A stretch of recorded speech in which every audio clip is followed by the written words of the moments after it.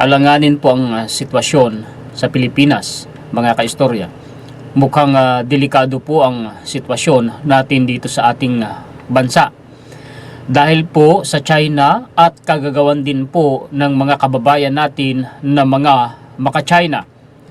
Kasi po mga kaistorya, mismong si Senator Ping Lacson ay nag-warning na tungkol po sa mga kababayan natin umano na handang ibenta ang Pilipinas. Handang ibenta o baka ibinenta na? Ano po mga kaistorya? Pukpukan ngayon ang sitwasyon mga kaistorya, at may marami tayong nakikita mga politiko at mga kababayan natin na pinagtatanggol ang China at ang inaatake ay mga opisyal ng gobyerno natin na nagtatanggol sa Pilipinas. Ingat tayo kasi totoo pong nakikialam mga kaistorya ang China dito sa Pilipinas. Ibinalita yan ng mainstream mga kaistorya internationally at maging lokal na media, ibinalita po yan. At maging si Senate President Tito Soto ay sinabi na niya yan na totoong ang China ay nakikialam po dito sa Pilipinas. Ang banggit po mga kaistorya ni Commodore J. Tariela na pinupukpok ngayon ng mga maka-China, yung mga pumapanig umano sa China, mga traidor yan. Ako sumasang-ayon ako sa kanya, mga kaistorya. Ingat tayo, kasi bansa natin ito. Tandaan natin ang China, komunista yan. Huwag nating dalhin ang sistemang komunista ng China dito po sa Pilipinas. Kasi sa China, walang malayang karapatan po dyan. Maging relihiyon, wala pong malayang relihiyon dyan. Ginawan ko nga po ng dedicated content. Alam nyo ba mga kaistorya, yung mga Muslim dyan sa China, pinipersecute nila hanggang ngayon, kinukulong nila nang walang malinaw na dahilan. At malaki ang pinagawa nilang kulungan. Milyon katao ang nakakulong doon. Hinaharvest illegally ang kanilang mga organs kahit dilat ang mata nila. Ganun sa ang sitwasyon sa China. Ginawan ko yan ng dedicated content at research mga kaistorya. Alam nyo yan sa mga nakasumaybay sa aking YouTube channel mga kaistorya. Gusto nyo bang dalhin dito yung ganyang sistema ng China? Mangilabot naman kayo mga kababayan. Oo. Ingat! Ingat po tayo. Huwag tayong magpaligoy-ligoy. Ipapakita ko po sa inyo mga kaistorya ang atin pong mga references. Ito yan. Palakihin ko muna para mabasa ninyo. Pasensya kayo, ako po ay may sipon, pagtiyagaan ninyo ako. Ang importante, kayong napakahalaga nating topic ngayon, ayan po. 15 hours ago, ang sabi, nagbabala si Senator Panfilo Lacson sa aniyay homegrown traitors o mga Pilipinong handang ibenta ang bansa kapalit ng personal na ganansya. Pag sinabi mong ganansya, ay may kapalit yung pagbenta nila sa Pilipinas. Pera kaya? Mga kaistorya, ano po sa palagay ninyo? Tingnan nga natin yung post ni Senator Ping Lacson. Hanapin nga po natin mga kaistorya. Ako nakita ko na yun, pero alang-alang sa inyong mga viewers, ipapakita ko po sa inyo uli. Hanapin natin dito sa Facebook po mga kaistorya ni Senator Ping Lacson. Ayan yan homegrown traitors na handang ibenta ang bansa, nagbabala sa Senate President Pro Tempore Ping Lacson laban sa mga tinawag niyang homegrown traitors o mga Pilipinong handang ibenta ang Pilipinas kapalit ng pansariling pakinabang. Ay nako, ano na itong mga kababayan nating ito? Sa totoo lang, in geopolitics, what we are speaking, mga kaistorya, ang pinag-uusapan natin ngayon is about the West Philippine Sea. Regional conflict, geopolitics, mga kaistorya. In geopolitics, the most common sources of information are technical intelligence and homegrown traitors who are willing to sell their country in exchange for what's in it for them. May mga Pilipino raw na handang ibenta ang Pilipinas. Mga traidor umano yan. May kapalit. In intelligence operations, it is called recruitment in place. Speaking, totoo daw na nagre-recruit mga kaistorya ang China para sa personal nilang interes. Pwedeng militar, pwedeng trade or ekonomiya ang dahilan. At ang nire-recruit ng China mga ka-istorya, di ba ilang beses kung ginawa niya ng dedicated content, research din mga ka-istorya, at mga lehitimong references yung ginamit natin. Estudyante, Chinese ka man o dayuhan. At yung mga estudyante na yun, pinupunduhan nila yun, ang scholarship ng mga yun. Kaya lang, pinanunumpa nila ng katapatan sa gobyerno ng China at regular na magre-report sa China yung mga yun, mga ka-istorya. Hawak sa liig yun ng China yung mga estudyante na yun nila. Why?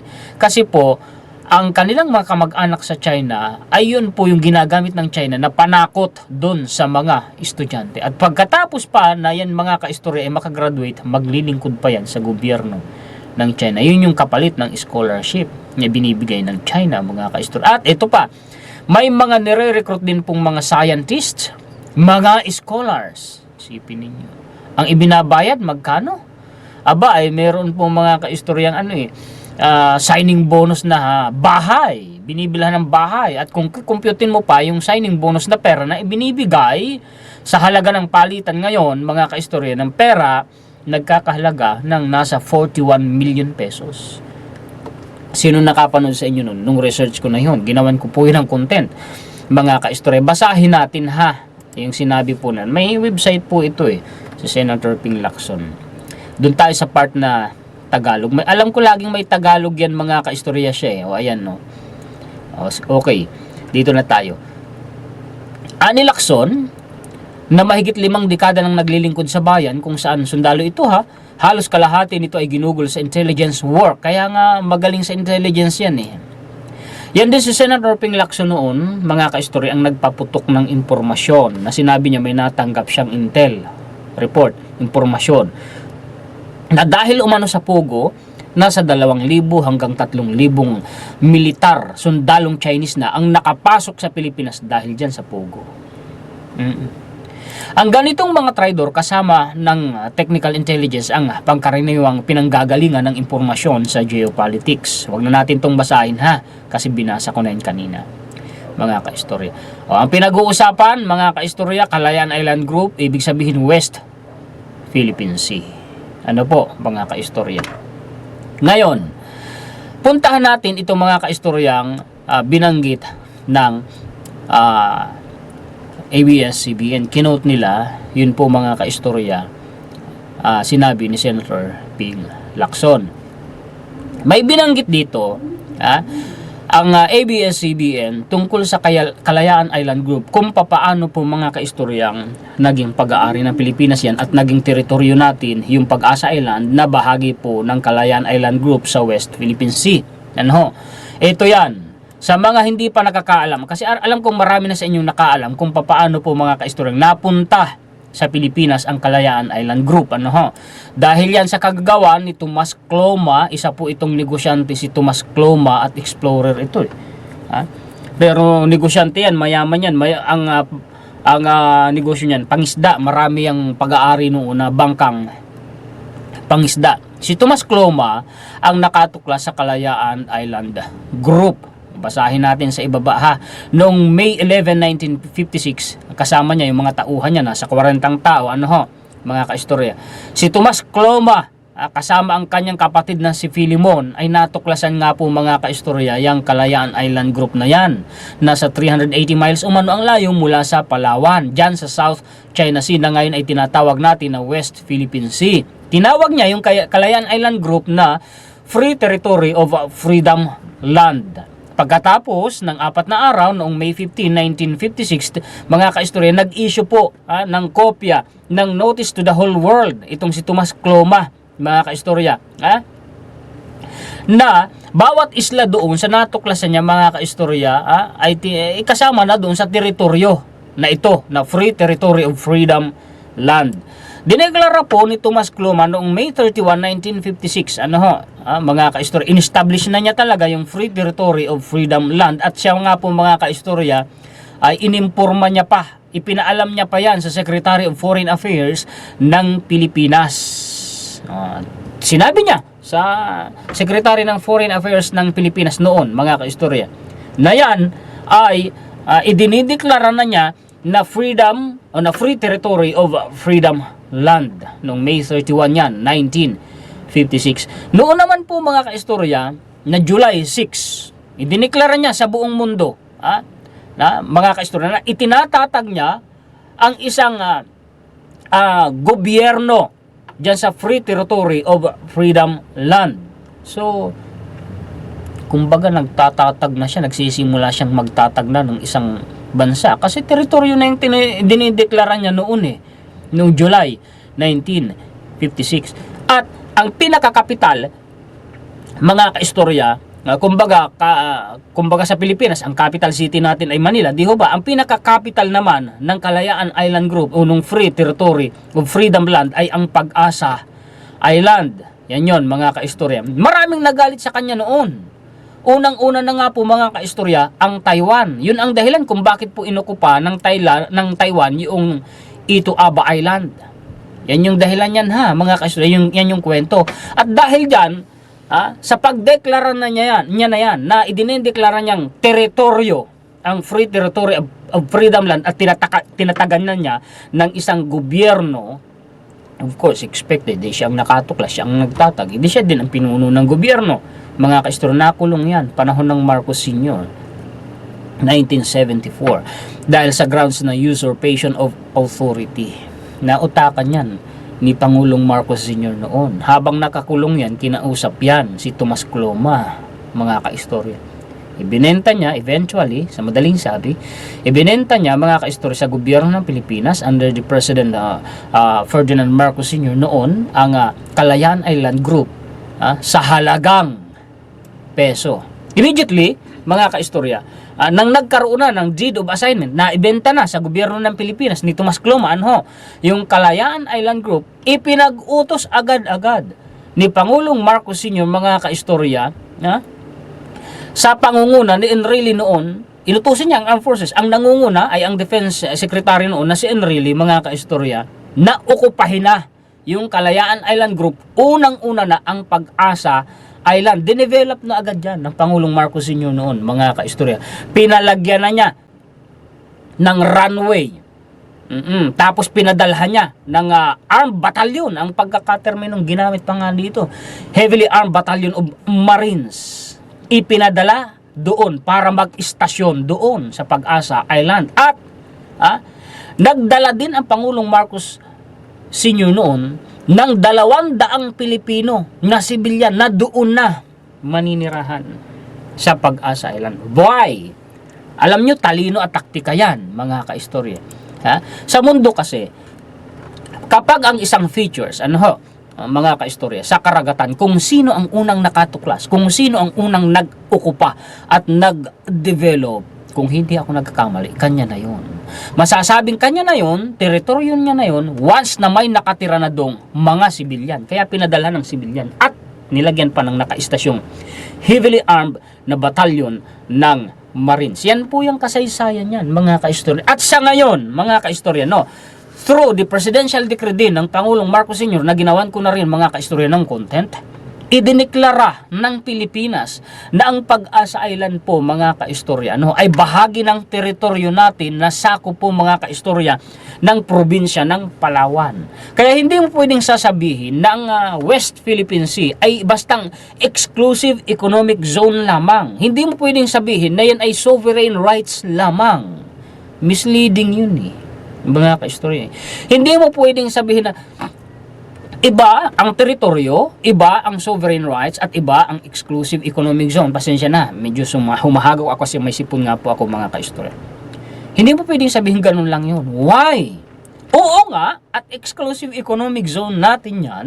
Oo nga, at sovereign rights natin yan. Take note nakalagay pa po sa sovereign rights natin, sa konstitusyon natin yan Uulit-ulitin ko at hindi ako magsasawang ulit-ulitin sa mga kababayan natin.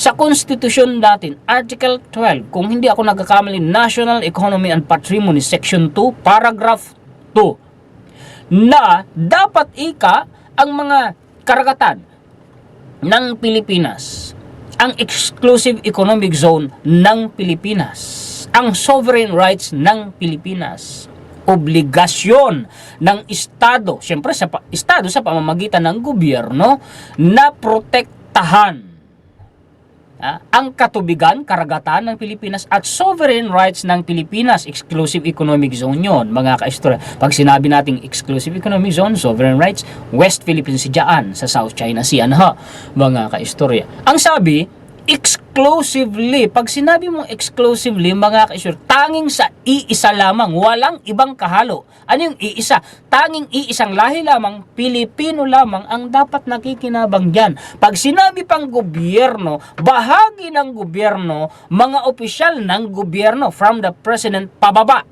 Pag sinabi mo mga kaistorya, president, ibig sabihin, politiko. Pag sinabi mong politiko, elected officials, kasama po mga kaistorya ang mga appointed officials.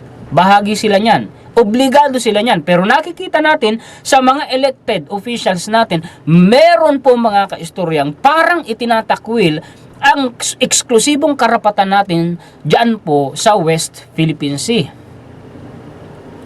Nakapokus pa sila doon sa West Philippine Sea, sa exclusive economic zone lamang. Hindi nila binabanggit, hindi ko nababanggit dyan sa mga makachinang politiko, na sa loob ng exclusive economic zone natin, sa loob ng West Philippine Sea, meron tayong teritoryo, ang Pag-asa Island. Deklarado, may batas tayo dyan. Baliwala ba sa kanila yung batas na yun? Ay nakalagay po mga kaistorya sa Code of Conduct ng mga public and elected officials na ang sabi ay ipagtatanggol mo. Ano yon? Pag sinabi mong ipagtatanggol mo, Pilipinas, konstitusyon ng Pilipinas, sovereignty ng Pilipinas. Kasama doon, pag sinabi mong konstitusyon, sovereignty, teritoryo ng Pilipinas, ganito, ganyan, ipaglalaban mo pa nga, mga batas. Ba't di nila pinaglalaban? Parang binabaliwala pa nila. Simpleng vlogger lang po ako, hindi ako abogado, pero naiintindihan ko po kung anong binabasa ko sa mga batas natin, sa konstitusyon natin, at naipaliliwanag ko sa mga manonood. Sa Panginoon ng Kapurihan, dahil siya ang nagbibigay sa atin ng karunungan, mga kaistorya. Pero, hindi ako magsasawang ulit-ulitin yan. Alang-alang sa kapakanan ng bansa po natin, at alang-alang sa ikauunawa ng mga kababayan natin, para hindi mailigaw lalo na ng mga maka-China. Bakit? Doon ako nalulungkot sa part na yun.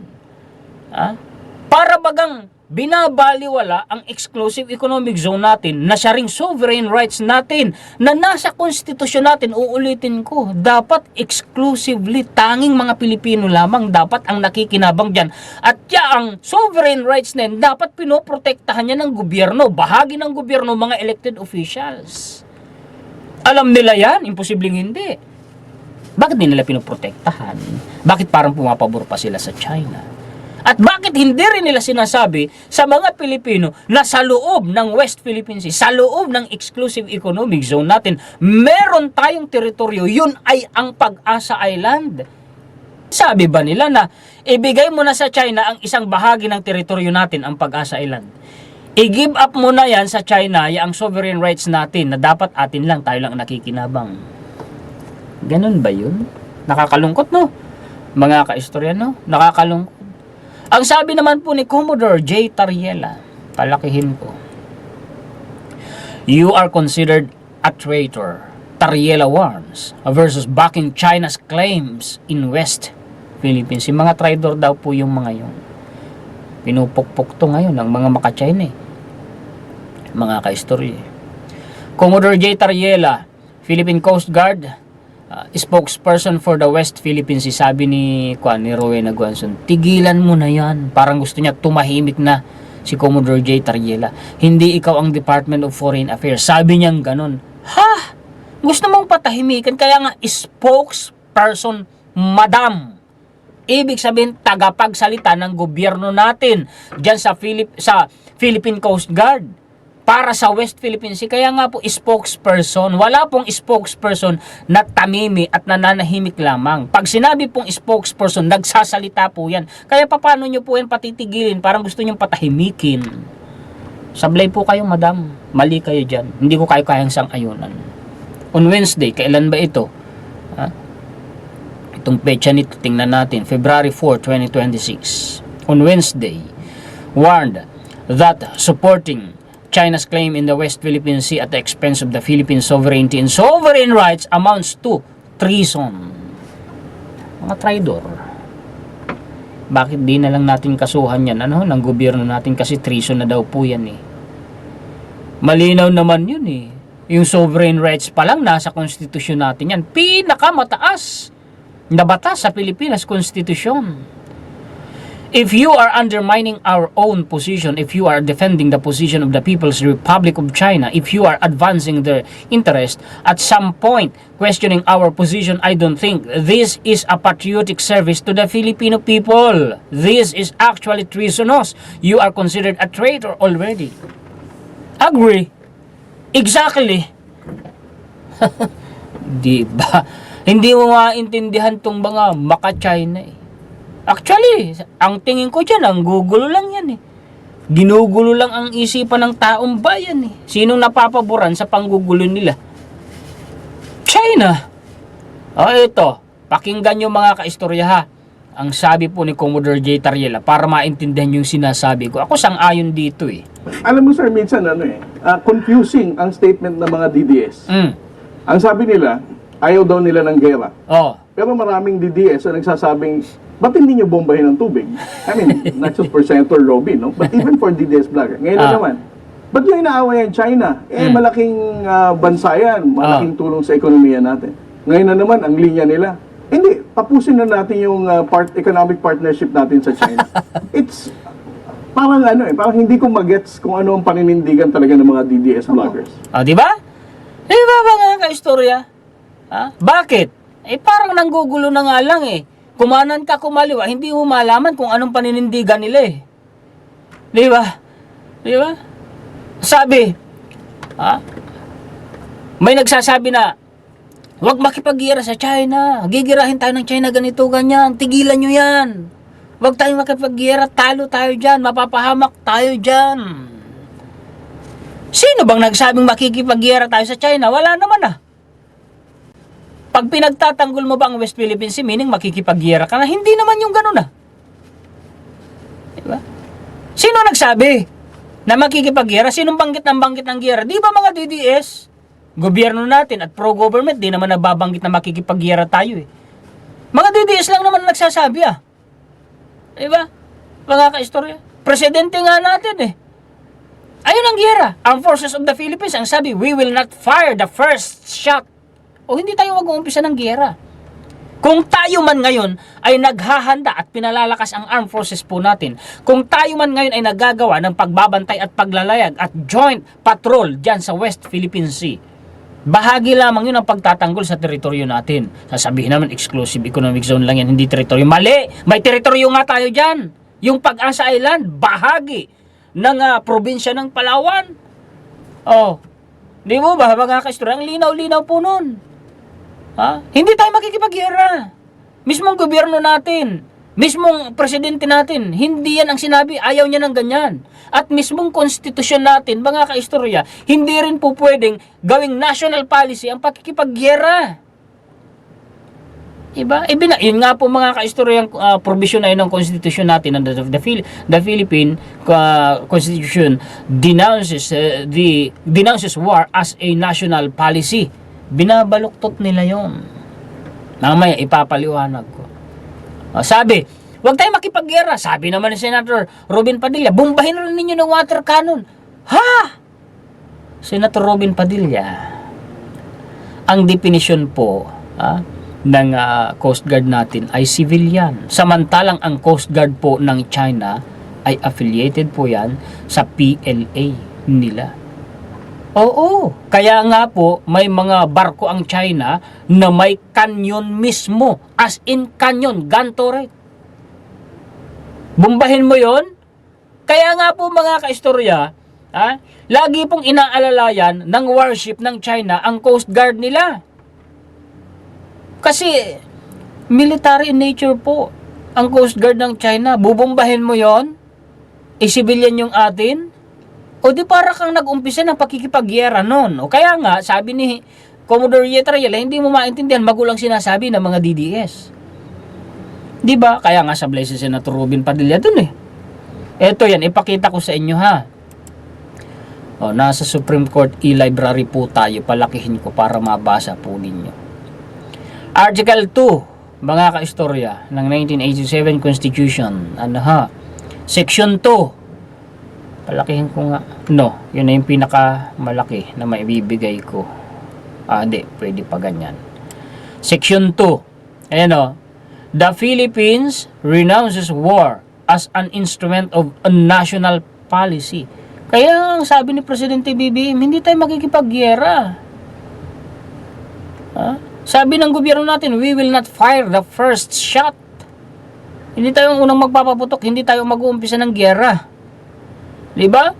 Adopts the generally accepted principles of international law as part of the law of the land and adheres to the policy of peace, equality, justice, freedom, cooperation, and amity with all nations.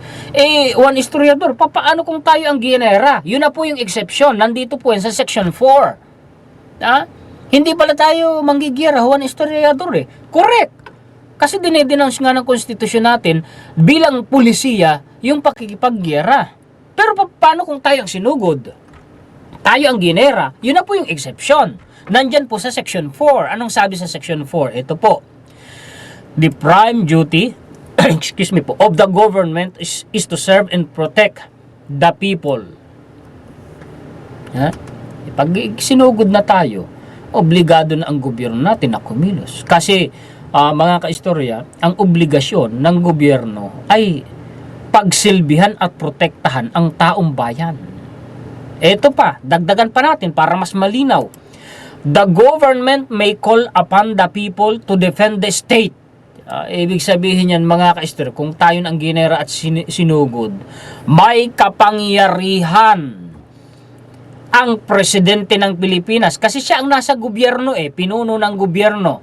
May kapangyarihan ang gobyerno na obligahin ang taong bayan na ipagtanggol ang estado, ang Pilipinas. And in the fulfillment thereof, all citizens, walang exception, lahat may be required under conditions provided by law to render personal, military, or civil service. Ako po, reserve force ako, mga kaistorya. Ako po ay nag-training po ng CAT at ako din po ay nag-ROTC. How about you? Obligado po tayo kung sakali na tumindig at ipaglaban, ipagtanggol ang bansa natin, mga kaistorya. Kung tayo ang gigirahin o kung tayo ang susugurin, malinaw yun mga kaistorya. Paano kaya itong mga maka-China? Anong gagawin kaya nila? Obligasyon nila yan sa bansa nila. Tatalikuran ba nila ang obligasyon nila? Mga kaistorya, di ba? Ang linaw niyan, Ang linaw po niyan. Uulitin natin, ayaw natin ng pakikipagyera. Mismong gobyerno natin, mismong presidente natin, ayaw niyan. Walang nagsabing sino man na maka-Pilipino na nagmamahal sa Pilipinas. Walang sino mang mga kaistong nasa gobyerno sa pangunguna ni Presidente BBM na nagsabing gigirahin natin ang China. Wala. Sino nagsasabi niyan? Mga DDS. Tinatakot tayo. Ang atin, mga kaistorya, naghahanda lamang tayong ipagtanggol ang sarili natin. In any case, o in any worst scenario that may happen dahil sa China, kung sakali, mga kaistorya. Walang masama doon at walang mali doon at walang nalalabag doon sa konstitusyon. Uulitin ko, kung yun ngang mga bansa po, mga kaistorya, na neutral, unang-una na ang Switzerland, naghahanda yan, nagpapalakas yan ng kanilang army, ng kanilang militar, nagpapalakas yan ng armed forces nila. Tayo pa kaya? Walang masama doon na magpalakas at maghanda, mga kaistorya. Pinasasama lamang siguro nung iba. Di po ba? Di po ba, mga kaistorya? Tuloy natin. Sabi pa sa Official Gazette, Facebook page ng Official Gazette, mga kaistorya. According to Article 2, Section 2, o Section 4 of the 1987 Constitution, the prime duty of the government is to serve and protect the people. Article 2, Section 2 of the 1935 Constitution likewise read 1935 Constitution at saka 1987 binanggit, the defense of the state is a prime duty of the government.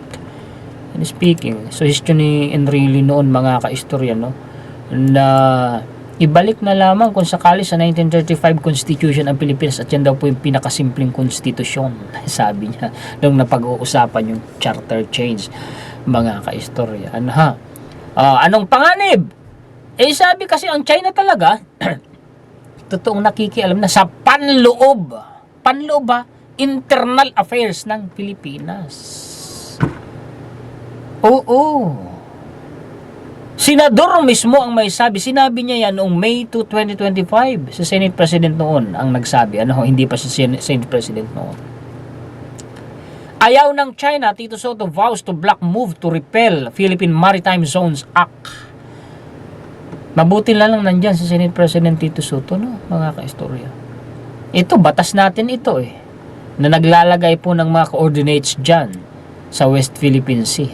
Kasama yan, politiko, balita niya.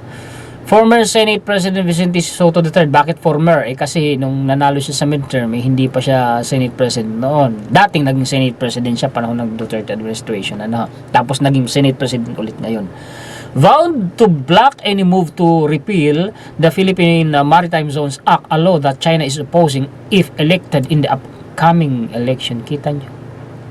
Diba? Hindi pa man isa sa batas noon yung Maritime Zones Act, kinukontra na ng China. Masyado namang obvious na talaga namang nakikialam ang China. See? Hindi ba pati sa election? See? Pati election, Based on the reports to the National Security Council and NICA, National Intelligence Coordinating Agency, mahirap na itong itanggi. See? National Security Council nang may sabi at saka po ang intelligence agency ng gobyerno natin ang nagsabi ng China nakikialam nga sa Pilipinas. Mismong sa election pa. Itatanggi pa ba yun? Ay masyado namang obvious. Isipin ninyo, intelligence na ng gobyerno ang nagsabi. Dinagdagan pa ng National Security Council. Hindi pa ba tayo maniniwala? Pagtatakpan pa ba? Naalala ko yung sinabi po ni former Associate Justice Antonio Carpio noon, midterm election. Nag-warning siya noon. Mag-ingat tayo sa pagboto ng mga politikong pumapabor sa China. Sa Tagalog na, kasi English yun Kasi pag nanalo sila, ang isusulong nila ay interes ng China. Diba? Tuloy. Ako, sisiguraduhin kong hindi ma-repeal yung Philippine Maritime Zones Act. Kursunada yun ng mga pro-China senators. Hindi ko papayagang ma-repeal yun. So noon pa, may pro-China senators na alam na Senate President Tito Soto. May pa lang ito 2025, sinabi na niya diba? Ka-istorya. Ito yan yung balita. China interfering with PH May 2025 polls, National Security Council's Malaya. Indicators show that China is interfering with the Philippines' upcoming midterm elections. Aray ko, mga kaistorya. Naku, kaiingat kayo Kaiingat po kayo, mga kaistorya. Senator Francis Tolentino pa nga na dating nasa PDP. Laban, diba? Kaya nga yan si Senator Francis Tolentino, bago yan natapos yung termino niya, parang dineklara kung hindi ako nagkakamali ng China na persona non grata. sabi ni former Senator Tolentino, badge niya daw yan Ay, kung ako naman, di naman ako interesado pumunta ng China. Ingat, mga kaistorya, mag-ingat. Huwag naman tayong magpa-impluensya sa komunistang sistema. Nako. Alam niyo, sa China, mismong mainstream, sinesensor nila, mga kaistorya. Magsalita ka doon ng kontra sa gobyerno, yari ka. Gusto niyong dalhin sa Pilipinas yung ganyang sistema. Pati relihiyon po. Bakit ko nasabi? Kasi mismong mga Muslim doon, pinipersecute nila, kinukulong nila. Ang lawak ng kulungan ng mga Muslim doon. Isipin niyo, 1 milyong katao, kasya doon sa kulungan na yun. Grabe, mga kaistorya. Yan po ang mga balita, impormasyon, komentaryo, kritisismo, opinyon, reaksyon na maihahatid sa inyo ng inyong lingkod. Paki-share po at paki-like para naman malaman ng ating mga kababayan. Sama-sama tayong maghatid ng katotohanan sa buong mundo. At gisingin natin ang ating mga kababayan sa pagkakatulog ng kanilang isipan. Mga kaisisa. Kaya lang sabi nga mahirap daw gisingin ang nagtutulog-tulugan. Aray. Maraming salamat sa inyong mga sulit ka-istorya sa buong mundo. Mabuhay po kayo. Shout out po sa inyong lahat. Maraming salamat sa walang sawa ninyong pagsuporta sa inyong lingkod. Maraming salamat din sa mga bagong viewers natin at maraming salamat higit sa lahat sa atin pong Panginoon. Muli ako po si Juan, historiador, ang tagakwento ng totoong istorya ng kasaysayan na nagmamalasakit sa kapwa ko Pilipino at nagmamahal sa bayan ito, ang bansang Pilipinas.